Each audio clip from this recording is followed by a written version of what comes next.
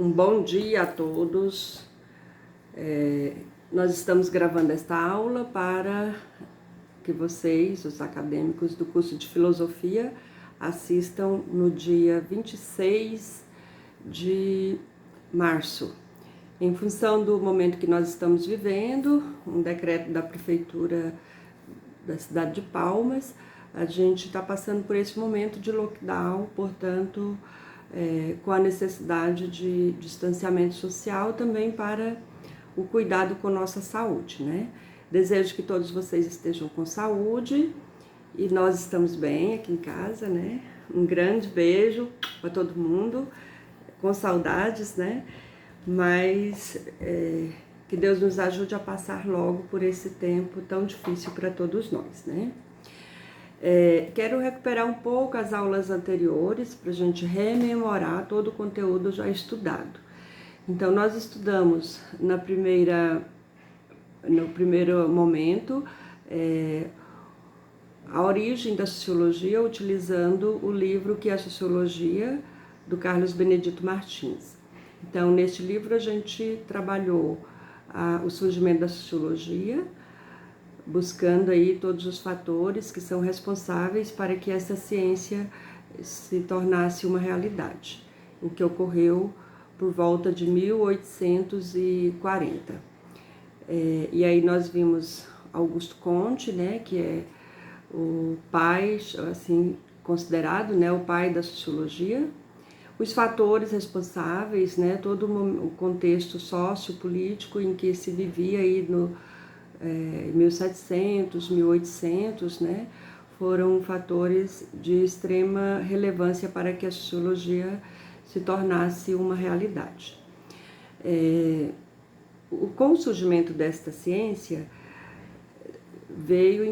vieram alguns pensadores que nós os conhecemos como clássicos da sociologia, né? E aí os três principais são Émile Durkheim, Max Weber e Karl Marx.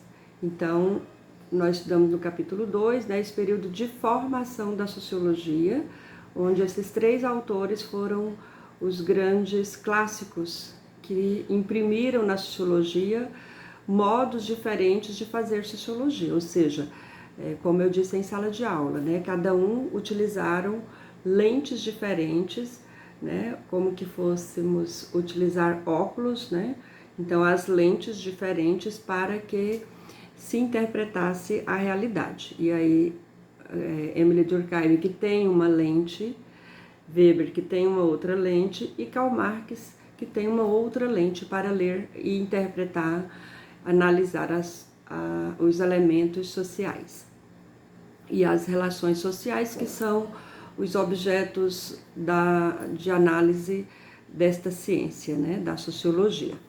O terceiro capítulo, que tratou sobre o desenvolvimento da sociologia, e nesse desenvolvimento a expansão, né, o modo como a sociologia se expandiu e ficou para que hoje nós tivéssemos a sociologia nessas características que nós temos hoje, né?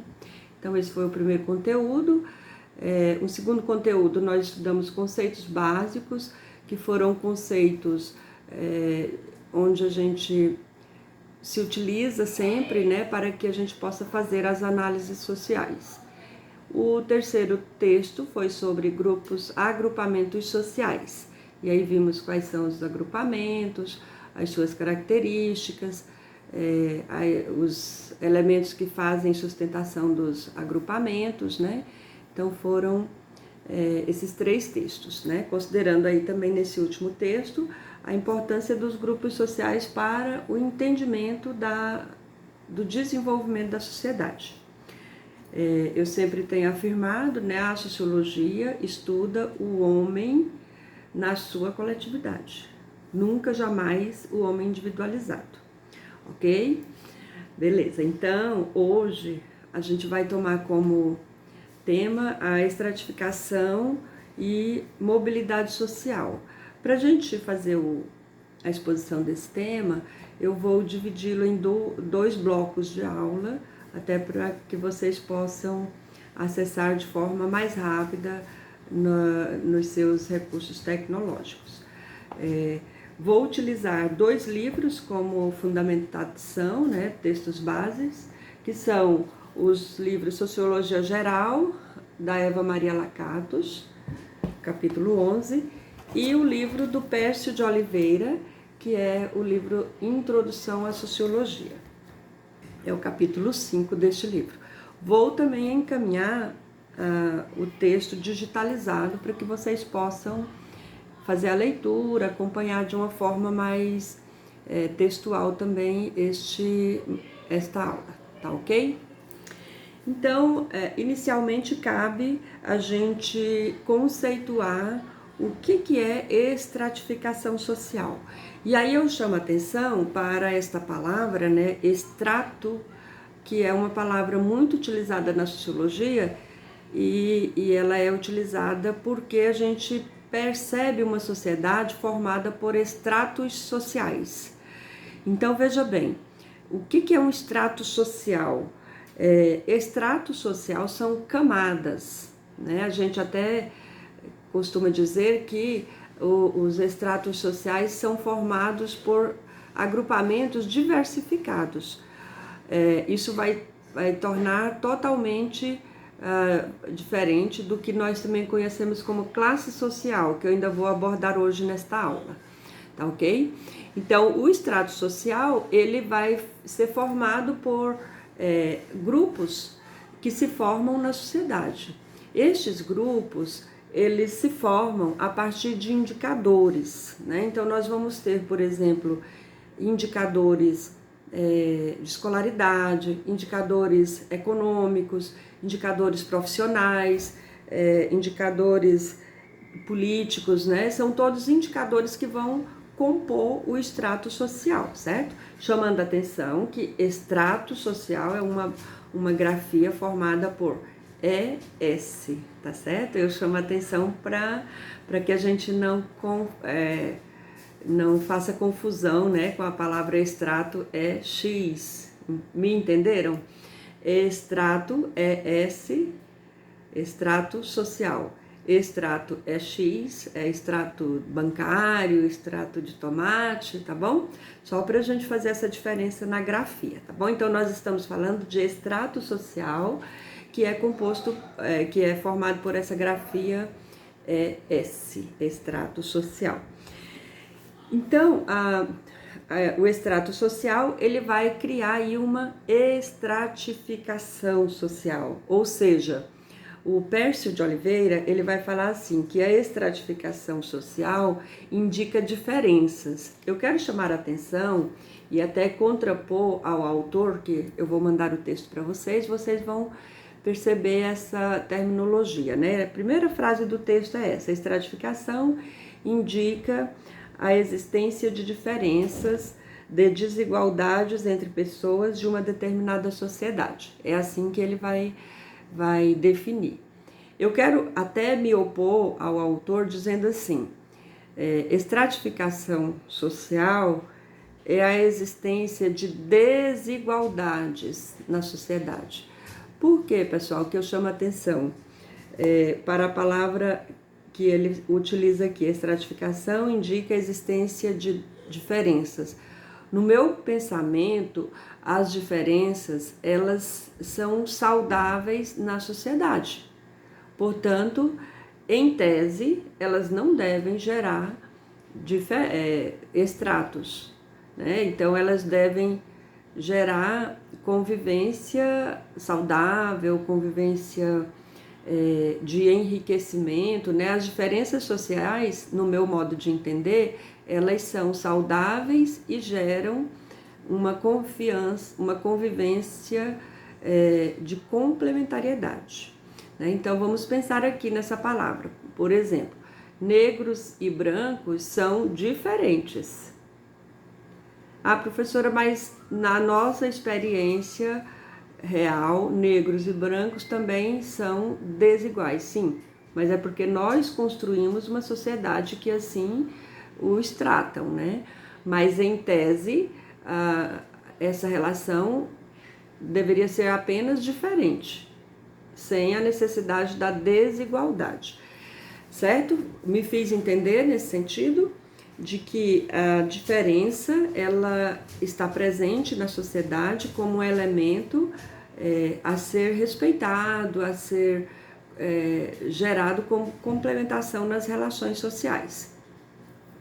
Já a desigualdade é uma relação construída a partir desses fatores que eu vou apontar agora, né? Então, a desigualdade ela é construída a partir do extrato econômico, né? Então nós temos aí uma base, né, que são os bens materiais. Então nós vamos fazer estratos sociais de maior poder aquisitivo, de menor poder aquisitivo. Isso vai caracterizar um extrato social. Nós temos também a estratificação que é formada pela base política, né, pelo indicador político. Então, esse indicador, ele é responsável, por exemplo, pela situação de mando na sociedade. Então, nós vamos ter situações em que há poderes de mando e poderes subordinados. Então, ali também nós podemos formar estratos sociais. E um terceiro indicador é o extrato profissional, ou seja, nós vamos ter estratos que são formados a partir das profissões, né? Quando nós podemos mencionar aqui profissionais tais como os advogados formam um extrato social, os médicos formam um extrato social, o pedreiro forma um extrato social, os professores, quer dizer, são estratos que vão se formando a partir dessa composição das profissões. No Brasil isso é muito forte, né? Nós temos uma definição muito bem definida e de forma muito visível, por exemplo, em relação aos médicos, né? O grupo dos médicos, dos advogados, são categorias que se identificam, né, muito corporativista. Ou seja, estes indicadores que Boaventura de Souza Santos, que é um sociólogo português, também vai chamar de vetores sociais, né? Ou também nós estamos chamando aqui, a partir da nossa autora Eva Lakatos e Pércio de Oliveira, indicadores sociais, né? Que vão formar estes estratos sociais. É importante a gente lembrar que todos os aspectos de uma sociedade, econômico, político, social, eles estão extremamente interligados. Assim, os vários tipos de estratificação não podem ser entendidos separadamente, né? Muito embora eu tenha indicado aqui três vetores, né, ou três indicadores que vão compor esse extrato social, ainda assim a gente precisa entendê-los de forma interligadas, ou seja, não estão separadamente, né? Há um extrato que é formado só pelo econômico, pelo político, pelo profissional. Não, eles estão extremamente entrelaçados, né? Quando você olha para um extrato social, você vai perceber ali a existência de um extrato social que é formado pelo indicador econômico, político, profissional. Quer dizer, você tem um grupo profissional que tem maior ou menor poder aquisitivo, né? Então ele vai ter maior ou menor força política, maior ou menor força econômica, né? Então maior ou menor capital, né? Bens acumulados. Então, para entender que esses fatores, eles são distintos, mas entrelaçados, tá bom? Então, não há como a gente separá-los e deixá-los, assim, totalmente como que desintegrados. Não há. Nesse sentido, esses fatores, eles convivem simultaneamente, formando, assim, as diversas... os diversos estratos sociais, ok? Então, o primeiro ponto a entender é extrato social. O segundo ponto que a gente vai entender aqui nesse texto é a ideia de mobilidade social. Então, o que vem a ser mobilidade social?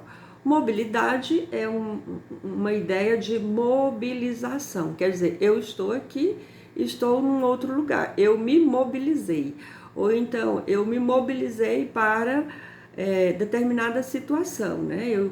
Eu percebi uma situação na cidade e eu me mobilizo para pensar aquela situação, para entender, para estudar, para contribuir, né? Então, mobilidade social é essa ideia de locomover-se, quer dizer, a mudança aqui nesse texto, né? Nós vamos ver esse conceito, né? Mobilidade social é a mudança de posição social de uma pessoa num determinado sistema de estratificação. Então, nesse sentido, mobilidade, entendido do ponto de vista sociológico, é a ideia de mobilidade de status. Nós já estudamos o conceito de status, né? Lembram? Status social é a posição que o indivíduo ocupa numa sociedade, né? Podendo esta posição se mobilizar. Então, ela se mobiliza a partir dos anseios, dos sonhos, dos interesses ou das necessidades, né? Tem vários fatores aí que vão mobilizar este indivíduo, né? Então, aqui nós vamos ver dois tipos de mobilidade social, tá? Nós temos mobilidade social vertical e mobilidade social horizontal, tá certo? Ou seja, a gente pode se mobilizar verticalmente ou também a gente pode se mobilizar horizontalmente. Vertical quer dizer nesse sentido, né? De ascendência ou descendência. Você pode ascender ou descender.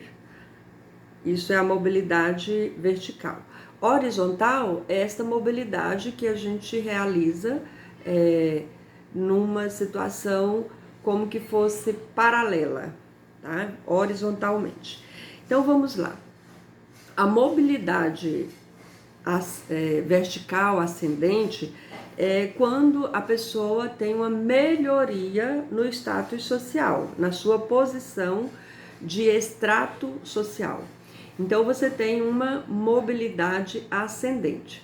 Vamos imaginar aqui o indivíduo Vamos pegar o exemplo do indivíduo que joga na loteria, né? Esse indivíduo joga na loteria todos os dias e um belo dia ele ganha aquela loteria que estava acumulada, né? O sonho de todo brasileiro. E aí ele vai ter uma ascendência, né? Então ele teve uma mobilidade ascendente, ou seja, ele integra um outro grupo econômico, perceberam? Aqui é a questão do extrato social, ele vai ascender do ponto de vista econômico, mas as outras situações desse indivíduo possivelmente poderá se manter. Vamos pensar aqui, o grau escolar desse indivíduo, né? Pode ou não ascender também, né? Mas vamos pensar aqui no exemplo que a ascendência foi econômica. Portanto, ele teve uma mudança de posição social, econômica, mantendo outros aspectos como a escolar, como a linguagem, a cultura, percebe? Então, dentro do conceito de extrato social, a gente vai perceber que todos esses indicadores vão formar esse extrato, tá? Eu tô chamando atenção para esses indicadores, porque quando eu for falar de classe social, vocês vão perceber a diferença, tá? Então, isso foi a mobilidade vertical ascendente, quer dizer, mobilidade para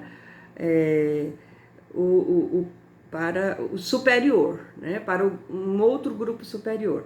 A mobilidade também pode ser descendente, ou seja, a pessoa piora a sua situação econômica, a sua situação política, né? Então ele descende do seu extrato social, né?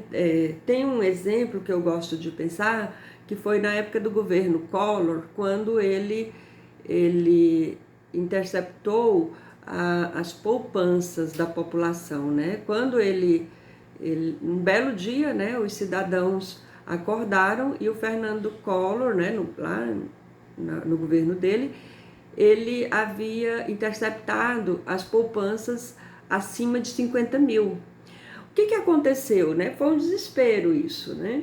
E aí os cidadãos que tinham um certo poder aquisitivo na época, né, mais de 30 anos, os cidadãos que tinham um certo poder aquisitivo, porque 50 mil era bastante dinheiro, eles tiveram uma queda, ou seja, uma mobilidade para baixo. Então isso é mobilidade descendente, tá ok? Quando a pessoa piora a sua posição no sistema de estratificação social, né? Outro exemplo, né? Muito comum as pessoas dizem assim, determinado empresário quebrou, né? A gente, nesse tempo de pandemia, a gente está vendo muito isso, né? As pessoas descendem do seu extrato social. Então, esses dois conceitos, né, nos ajudam a entender essa mobilidade, né? A mobilidade vertical, que pode ser ascendente ou descendente.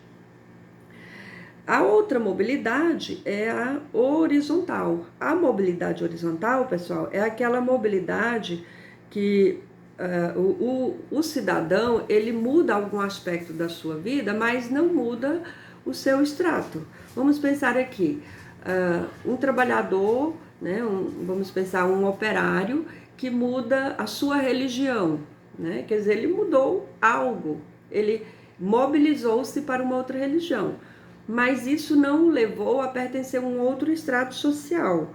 Então você muda, faz algumas mudanças, mas essas mudanças te mantêm no mesmo extrato social, né? Então, o operário que tem esse grau escolar, que tem esse poder aquisitivo, que tem esse poder político, muda de religião.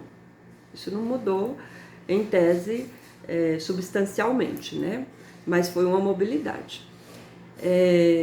Também a gente pode pensar a mudança de um bairro, né? Agora eu não tenho muito poder para falar sobre Palmas, mas imaginem que você está numa quadra X e você muda para uma outra quadra que tem o mesmo padrão, né? Então, quer dizer, você faz uma mudança, mas uma mudança que não altera o seu poder aquisitivo, não altera o seu grau escolar, não altera o seu poder político, né? Então, isto é uma mudança horizontal. E aí você se mantém no mesmo extrato social. Tá ok? Eu vou, no segundo bloco, fazer a aplicabilidade destes conceitos em sistemas políticos historicamente construídos, tá bom? Então, até já, nós vamos ficando por aqui neste bloco, continuaremos neste mesmo tema, buscando a aplicabilidade destes conceitos em sistemas políticos historicamente construídos. Até já!